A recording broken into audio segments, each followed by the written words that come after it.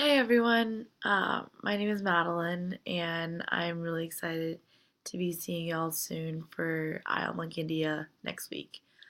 Um, so, to introduce myself, my name is Madeline, and I am a junior here at Penn. And I'm going to be your chair for Historical UNHRC, which, funny enough, didn't exist back in the 70s where our topics will be taking place, but we'll be simulating debate as if it did back at that point in time. So I'll just give a brief introduction about myself before I move on to just a brief background on the committees and what I hope to get from out of the debate, and then we'll just wrap it up with some logistic stuff in the end.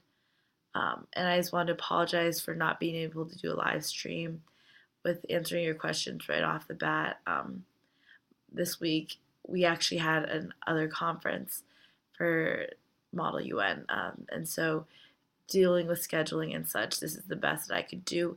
But please feel free to shoot me any emails with any questions you have regarding the topic, Parley Pro, whatever, and I will get back to you within a day.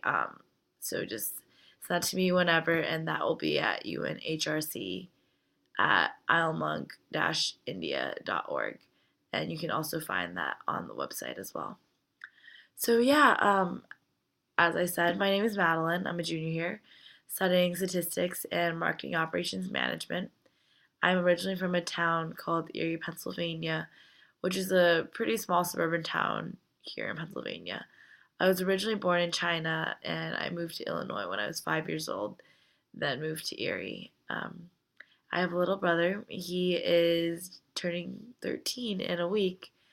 And here on campus, I am also involved with alumni relations here, as well as doing a lot of programming for the business school undergraduate program. And on that side, I also work at the Entrepreneurship Center and with the Data Analytics Initiative here as well. And on that side, I love music, singing, dancing around, Oreos, traveling, you name it. And I'm really excited to meet you all. And so to get into talking about the committee. And so specifically, this is a specialized committee. As I mentioned earlier, we're going back in time to about the 70s, and we'll simulate debate and decision making that went on back then. And so I'll provide you with the time, and the time was also noted in the background guide as well. And everything leading up to that year and that point in time is fair game. But anything after that point and into the future, it never happened. And that's what we'll assume. So, whatever the future is in that case will be contingent on you and what terms of action you decide is going to be the best and most fitting and appropriate. And so, before approaching these topics, I also just want you to keep in mind before you go into it just what human rights really are to begin with, because unlike other committees that may be more tangibly and concretely defined with elements like arms, nuclear weapons, or healthcare, what constitutes human rights is something that's a little more vague at times. But once you at least have an idea in your head, that'll really help you frame the underlying structures for dealing with how you want to resolve these problems. And so the first topic that we have is the Caravan of Death, Pinochet's Chile.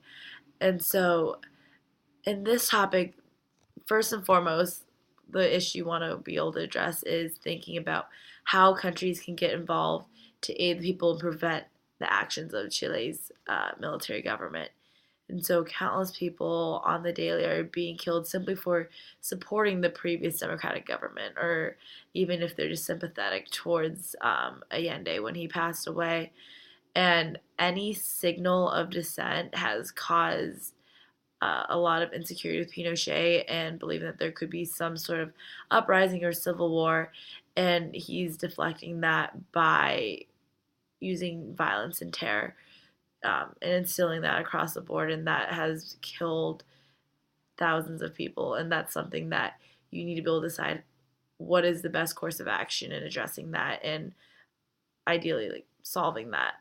And specifically, one aspect is whether countries support interventionism or intervention in this or not. And so, especially into this region and into Chile, where the case of violence is on the line between genocide versus just corrupt governmental power in the area being abused, you want to figure out how you should best address that and whether you should intervene in terms of being able to handle that. And especially Pinochet, his fear of rising opposition and threat. What roles can countries play in preventing him from further acting upon that? Especially because he's been acting so quickly. What is the fastest way for us as the UN, or you as the UN, to prevent this militaristic dictator from just killing off more people, especially at such a rapid rate? And furthermore than that, we have a lot of lacking information in terms of monitoring, understanding the violence and abuse that is going on, whether that be count, whether that be conditions. And so we want to think, how would the accessibility and retrieval of such an information affect how your response would be to dealing with this problem? And then I guess B, in that sense, what information do you need and how does that affect what decisions that you're making in terms of what you want to do? And so how would the UN be able to establish along those lines information networks in the towns of Chile? And as we've recognized, information plays a huge role in how we understand the whole situation and understanding um, the conditions of these people and the suffering that is involved, the count, and just how rapidly this is expanding and how dire of a situation this really is. And so, what beyond that, once we straight away what course of action we want to do to address these problems. After that, we also want to address what the ramifications and punishments are for those committing the crime. And so, if we got to handle the military, and the military also has the handle of the judiciary branch, obviously the government and the whole system is going to fall, or the existing one is. So how would Chile's reconstruction transpire in terms of how to transition people back to a new government system into normalcy in the end? And so those are all considerations for this topic that I want you to keep in mind when you're going about your research and also just considering your resolutions. And so, secondly, we have a Khmer Rouge, which is the other, the other. Oh, also, sorry. For topic A, this will be taking place in October 1973, and that's at the peak of the crisis after Pinochet overthrew the government or the coup and military launched the coup, and all the violence and killing started to ensue. Sorry about that. And anyway, back to Khmer Rouge. And so Khmer Rouge, this will take place, and this will be in May 1978. And so this was right after Jimmy Carter issued the statement that Khmer Rouge is the worst violator of human rights in the world. Oh, sorry, April 1978. April 1978, Jimmy Carter just declared Khmer Rouge to be the worst violator of human rights in the world. And so just like the last topic, one of the biggest questions that you want to pose is, how can we save the lives of all these victims in Cambodia? And so what actions can you do to shift them away from this developing agrarian system without getting them hurt along the way, with Khmer Rouge being this dictating everything that they do, going about killing off anybody that expresses even the slightest bit of dissent, or any of person who doesn't fit the ideal Cambodian. And similar to the previous question, do we intervene, and how would we address the sovereignty of such a nation, and where do we draw the line, or do we even draw the line here for such a crisis, and for intervention and aid? And then how can we, even in a bigger picture, address the instability in the entire region? How does the politics of the region and the nearby countries affect the response of you guys trying to help out? Because in the end, it's not just an issue that's within Cambodia. As we can see and as we've read about and researched, this crisis and this whole turmoil that's happening within Cambodia is spilling over to just a imbalance of power shift in all of Southeast Asia. And on top of that, Cambodia is also invading into other countries like Vietnam, and that directly puts an implication also on China, because we also want to consider the dynamics between countries. And so, for example, along those lines, Russia and China are complete rivals in this whole crisis due to conflicting desires for just influence and hegemony in the region. And so, how does a country, or how does Russia and China, or any other country address and sit on this issue?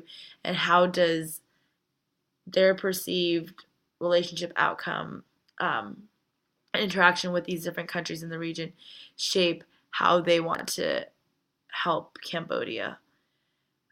And so, we want to make sure to take into account both Cambodia and also the regional powers and countries there as well, because shifting one is going to in turn put a domino effect and end up impacting the others as well. And in the end, say the crisis is over, the end consideration also is, what would the reform process look like for both the government and just the state of the people in the country after this entire turmoil and this entire chaos and this whole agrarian system that was implemented? How do they transition from that point into being a normal functioning society again? And who wields the power and determining that after moving from being under the French to being their own government for a little bit to then into this rebellion or Khmer Rouge, what are they going to transition into, and what is going to ease that into happening? It's something that you need to definitely consider in terms of how that would reform. And so I think that overall, in general, for debate, you're going to be doing a lot of research and presenting a lot of great findings, and all of that is fantastic. But even more than that, I really hope that what you'll bring into the committee session is also just your skill in debate, because it's just as much, if not more, about how you utilize your position and the information you have to present your ideas towards finding great resolutions. And it's more so about finding creative ideas and really being able to take your stance from the information you have, as opposed to just one-upping people with just like facts and figures, because in the end, that only sets a basis, but everything else above that is what's really going to make you stand out. And in debate, I specifically love having clash. Make sure that you have an objective or purpose behind everything that you're saying.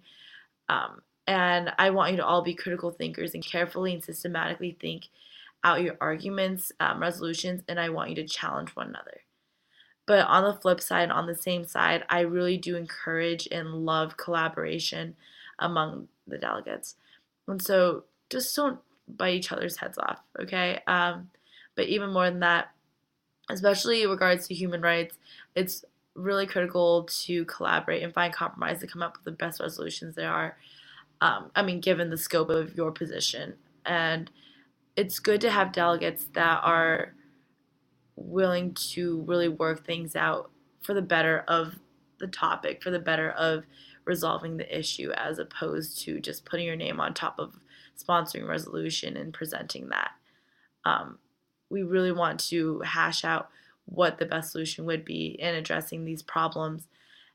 And I believe that through collaboration and working with other countries and delegates, that's really going to help you understand and critically think through the process, as well as the topic and the issue itself, and being able to figure out what are the best courses of action.